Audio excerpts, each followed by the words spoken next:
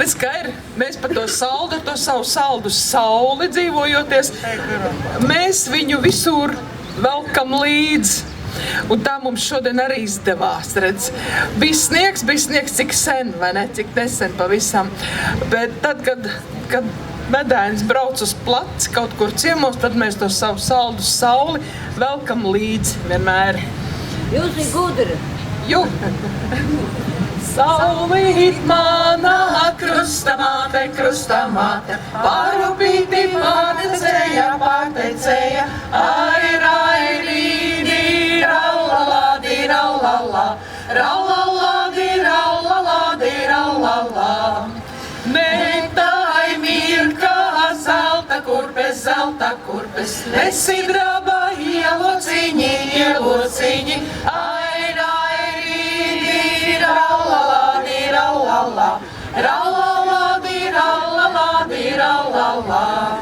Saulīt manā krustamāte, parupīti roku deva, ai, rairīdi, rallala,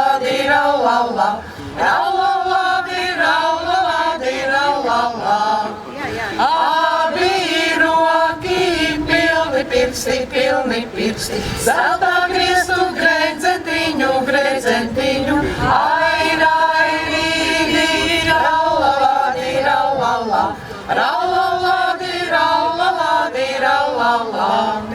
Saulē sējā sidrabiņu, palieloji tīrumiņu, ai, rairīdi, rallala.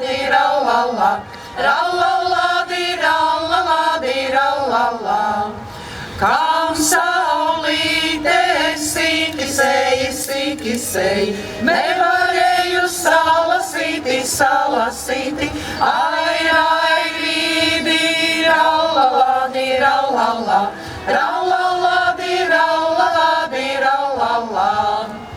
Tā mēs ar to sauli rotājamies, bet par tiem kokiem mēs arī vakar stāstījām savu stāstu par kokiem, un īstenībā, kad tā padomā, viņas pats tāds kautrīgs man tās dāmas, bet tad, kad mēs braucot runājam vai savā nodabā runājam, katrai ir kāds stāsts. Nu, tagad, kad pajautāja mums, kāds ir mans pirmās atmiņas par to, kad es sev tā atceros, tad es atceros sevi, ka es nezinu, cik vērts es biju, es nezinu, bet es sēdēju redeļu gultiņā, ieķēries 2 redelēs, kājas karājās ārā, un es šitā viņas kratīju to gultiņu, bet man brālis bija višķi lielāks un prātīgāks. Es būtu uzkratījis to gulti savu virsmu. Ja brālis nebūtu pieturējis un saucis mammu, saka, māma, es nevaru to māsu savākt, viņa kratās ar visu gultu. Ar koka gultiņu, jā? Ar koka gultiņu ar redelītēm, jā. Traktu visu, traktu palu. Nu, jā. Un kopš mums medainī pievienojusies ir Austra, mums ar vienu kaut kādu pārsteigumu rodās. Un Austrai ir uzvārds Ozols.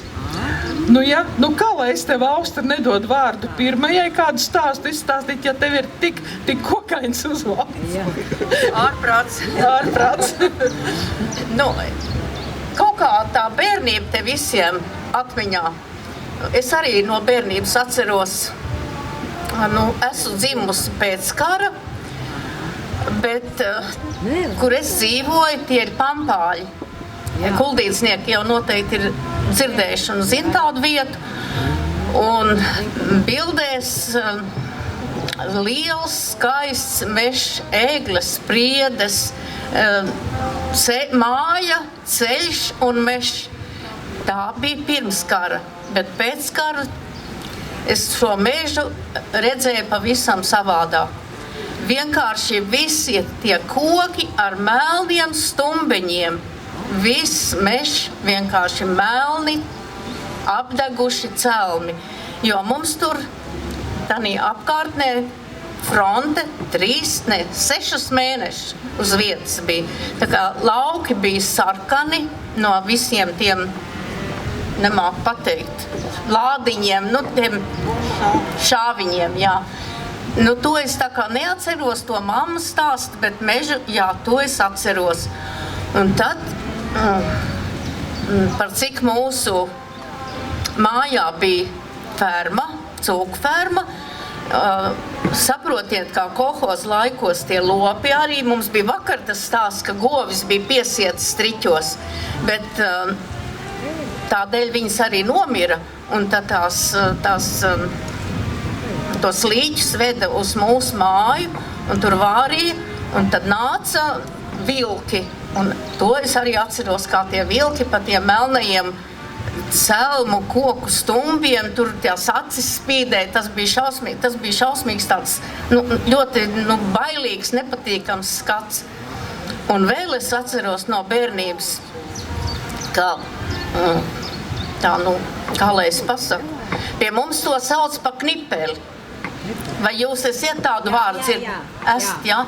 Un tad visur apkārt gar tas ceļš, kas gar mūsu māju gāja, un viņš iet šodien viņš ir asfaltēts, bet tad tas ceļš jau, protams, vairs nebija pa ceļu saucams, jo viņš bija izdangāts. Bet tā ceļa, blakus tam ceļām bija tas knipelis. Knipelis ir tātad vāciešu taisīts, būvēts ceļš, es nezinu, no kokiem, jā, tie bija noteikti, skujkoki, jā, noteikti, kad priede egļi tā bija. Un par šiem te ceļiem ejot, bija ļoti baili. Es atceros, ka mums bija jāiet uz mājām vienām, kuras bija kādi 3 kilometri no mūsu mājām.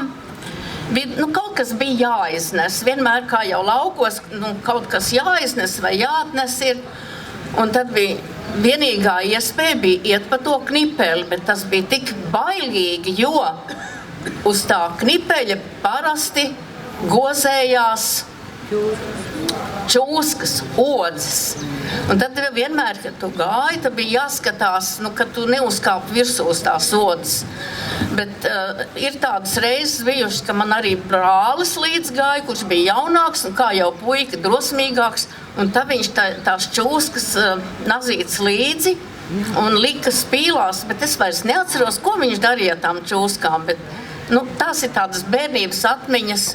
Un tie knipeļi mums tur gāja pa visām malu malām. Braucām uz mežu ogās, braucam pa knipeli, ejam pa knipeli. Parasti dzērvenēs un bruklenēs, tad mēs ar groziem aizgājām ar kājām, pielasījām pilnus šos te traukus, pakaļ mums brauca, protams, mēs tos smagumus pārnest nevarējām, tad papus brauca ar ratiem pa knipeli un veda mums šos pilnos grozus un sievas, meitenes mājās no meža, no ogu lasīšanas. Tās ir tādas manas bērnības par, tiešām man tā foto acīs ir tas skaistais mežs, tāda viena foto bija, kur mana kuldīga tante brauca ar kamanām pa šo te skaisto mežu, kurš pēc kara bija lūk šādiem melniem stumbiņiem ar zvērojošu vilku acīm. Paldies, Auste. Tāds bēdīgi, tāds bailīgs. Bailīgs, drusku bailīgs, bet es godvārds nezināju par knipeli, es zināju par čipstu. Čipsti ir tāds, arī no žagariem salikts ceļš pāri, lai var pāriet pa purvainu vietu. Un tāda čipsta bija, tad, kad pavasarī ceļās kūst sniegi un ūdens arī purvā ceļās, tad pa čipstu nevarēja tikt, tad bija jāiet tālais ceļš apkārt, jo pa to čipstu varēja tā ātri, to ceļu gabalu vismaz uz pusi saīsināt. Šodien mežanieks stāstīja par mežu, daudz par mežu, un tās baļķu tēmas mums arī šodien te ir tādas diezgan. Es izstāstīšu par to, kā tai muižā vajadzēja to klēti celt jaunu, un kad, tai mežā tie tie koki, tas materiāls ir jāsagādā. Bet tas mežs aug, tie labie koki, tie lietkoki auga tādā augstā kalnā ar tādu stāvu krauju, kur lejā upe.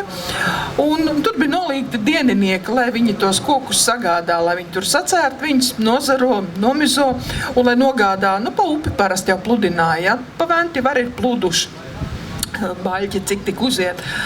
Lūk, un tagad tie strādnieki tur strādā tajā kalna augšā un ir jau nomizoti un atzarot un sagatavot jau visi tie koki, un tagad viņus jādabū ir lejā, saliek uz pleciem un stiepi ir lejā no tā kalna, pa to stāvo krauju. Viss jau būtu labi, viss jau būtu nonests, un tagad pie tā pēdējā baļķa, kā gadās, kā ne, vienam paslīd kāja, viņš ar trāpa pa to nākamo un vēl kādam, un tagad nevar vairs tos baļķus noturēt, palaiž vaļā. Baļķis smuki noripo pa to kalnu lejā. Ak, mēs muļķi! Vai tad mēs nevarējām visu šitā te ripināt no tā kalna? Bet mēs taču varam! Mēs taču joprojām tā varam izdarīt. Tad ko? Vīri saņemās, uznes visus 20 baļķus atkal augšā kalnā, lai viņus var tā smuki noripināt lejā līdz tai upei un aizpludināt uz to muižu, tur, kur tā klēts ir jāceļ. Par šādiem gadījumiem man vecmāmiņa teica, ko tu padarīsi tādam, kam prāts? Ja tev ir tik daudz prāta, ka tu gribi atkal uznest viņus atpakaļ. Bet prāts tas bija ar ironiju teikts par tādiem, kas, iztaisās, nezinu kādi, bet beigu galā neko prātīgu padarīt nevar. Ko tu padarīsi tādam, kam prāts? Bet mums šodien bija arī liepa tēma,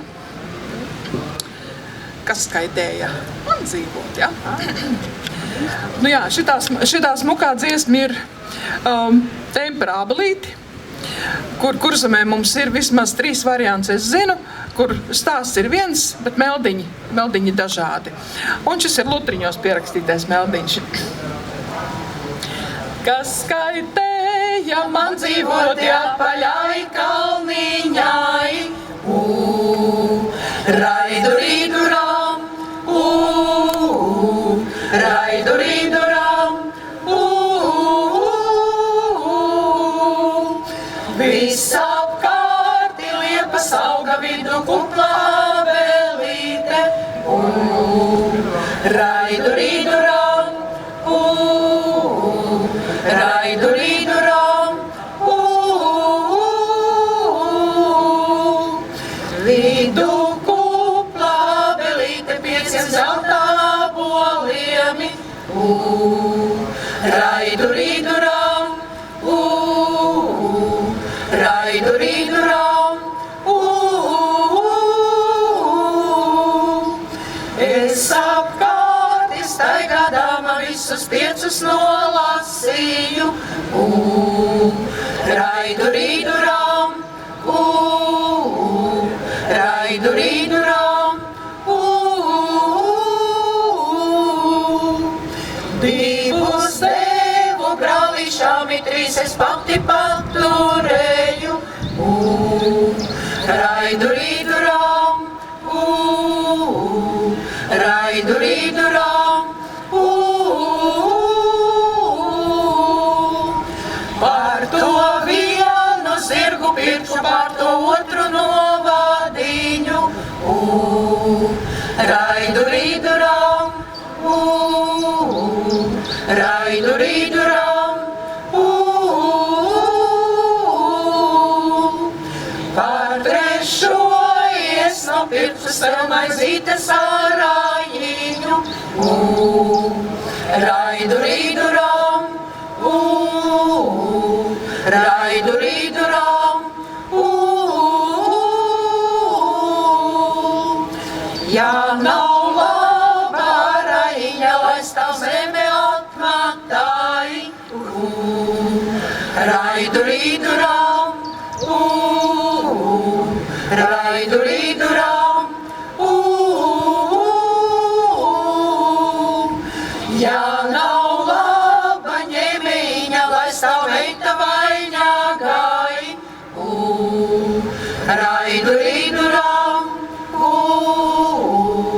raidu rīdurām,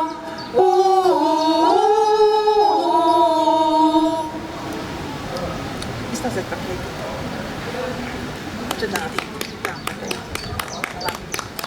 Mans stāsts būs par priedi. Tā ir pasaka par to, kāpēc priedei ir skujas. Senos laikos, droši vien tas vēl bija tad, kad koki runāja, bet viņiem nebija lapas. Un Dievs nolēma, ka viņš dāvinās kokiem lapas. Visi koki sarosījās, kā kurš. Cits gribēja pūkainas, cits gribēja garanas, cits apaļas. Un pienāca reiz kārta arī priedītei. Priedīte, ilgi domādama, izvēlējās, ka viņa vēlas zelta lapas. Labi, Dievs uzklausīja priedīti un dāvināja viņai zelta lapas. Bet tāvu postu, kas gāja garām, visi iekāroja priedītes lapas. Un drīz vien priedīte palika bez lapām. Ko darīt? Lūdza atkal Dievu, bet šoreiz viņa lūdza glāžu lapas. Labi, Dievs deva viņai glāžu lapas. Bet atkal tavu postu sacēlās negantnieks vējš, un atkal priedīte palika bez lapām. Priedīte saprata, ka lepnība jāmet pie malas, lūdza, lai viņai dod tādas pat lapas kā citiem kokiem. Bet lapas bija jaunas un skaisti zaļas, garām gāja kaza ar kazlēniem, un atkal priedītei apēda visas lapas. Raudāja priedīte, pārējie koki smējās par viņu, un tad priedīte lūdza Dievam, lai viņai dod kaut ko asu, lai pie viņas netiek klāt. Un tā Dievs deva viņai skūjas. Bet atceroties šos skumjos laikus, priedīte vēl šodien noraud gaužas asariņas, un ir skumīga par to, bet toties mēs šodien staigājam ar skaistām krellēm no priežu asariņām. Paldies!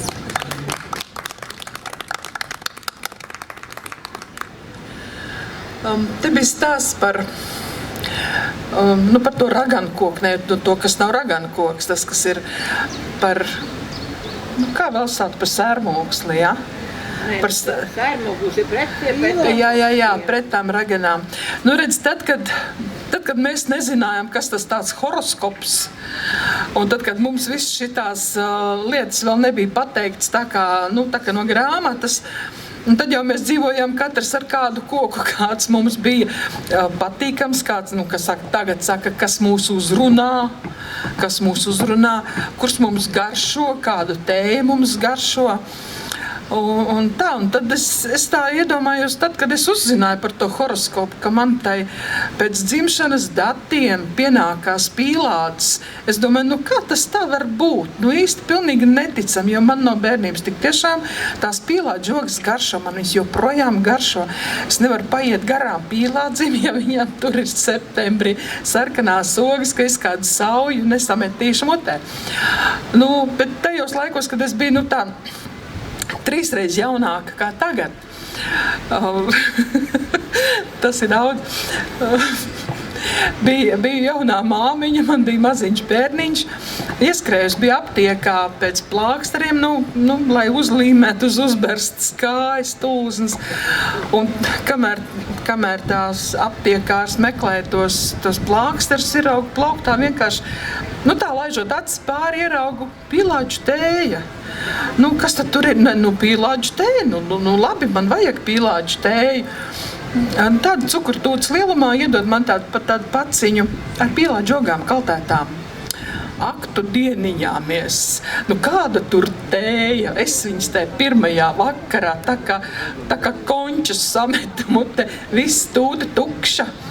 Nākamā dienā es tik tiešām speciāli eju uz to aptieku, garām skrienot, ieskrienu, vai ir vēl tā pīlāģu tēja?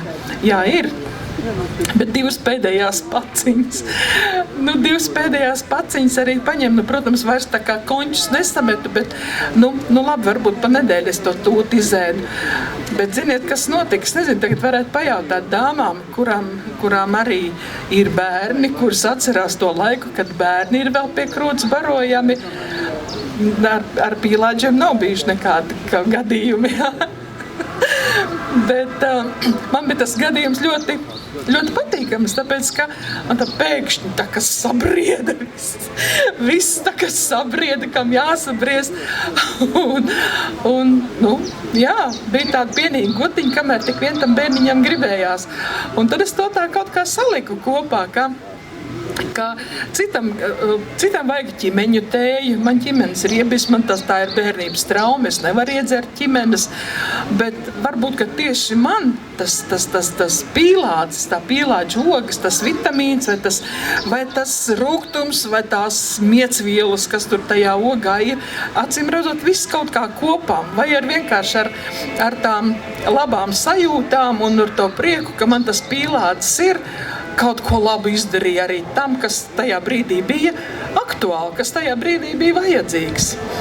Un tā man tas pīlāds un tās pīlāģa ogas ir visu laiku, ik pa laikam kaut kā par sevi atgādinājuši. Un vīrs makšķernieks, un tad rudeņos, kad ir tai muļķu dīķī, tie līņi un tās karpas, ir bijuši tādi, mums visiem dzīves garšo, un viss ir ļoti, jā, bet tad, kad īsti pirms pusnakts jau atved pusrāceņu mais ar visādiem tiem dīķa zivīm, tad ir tā, ka sakoši zobs, bet tad kaut kas ar viņām ir jānodara. Tad vienā tādā rudenī, arī tā kā īsti pirms pusnakts, dzirdu, ka atnāk, dzirdu, ka virtuvē noliek kaut kādu maisu, skatīties, kas tad tur būs, bet nav zivis pilnīgi nevienas, bet ir pilns maiss ar pīlāģu ķekariem, ar ogu ķekariem. Šito es labprāt līdz rītam knibinātu. Labi, rīts man nepienāca, bet no tā ķekara jau tas maiss jau ir liels, bet tad, kad tās ogas, tās labās gatavās ogas norubina no tiem ķekariem, nekas jau tur dišs nesanāk. Bet tas, kas sanāk, tas sanāk.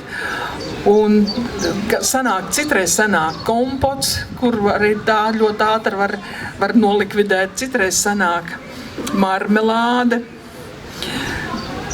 Kura reize, kas sanāk, kad ir kāda iedvesma uz kādu produktu, tas arī sanāk. Bet nekad neturos pretī, ja man kāds piedāvā pīlāģus. Un kaut kā ar tiem pīlāģiem, un tā kā jau teica, ja, ka kāds jau šorīt, man liekas, stāstīja par to, ka tas pīlāds ir pie Jāņos, pie visām namdurvīm, ārdurvīm ir saspraust tas pīlāģu zars. Un tad vēl viens tāds īsts brīdis par to, ka meitas, kad mācījās Rīgā, īrē dzīvoklīti, tikko pārcēlušās tur no kopmītnēm, un es pirmos Ziemassvētkus braucu ciemos un domāju, kā es viņus tur atradīšu un kur viņus tur dzīvo un kā tas ir, bet viņi dzīvo 5. stāvā, bet tas, tā kāpņu telpa, tas bija tik patīkami, kad saprot, ka tur dzīvo latvieši. No 1. līdz 5. stāvam latvieši dzīvo, jo pie visām durvīm pīlāģu zars saspraust. Izstāsti Gunta vēl.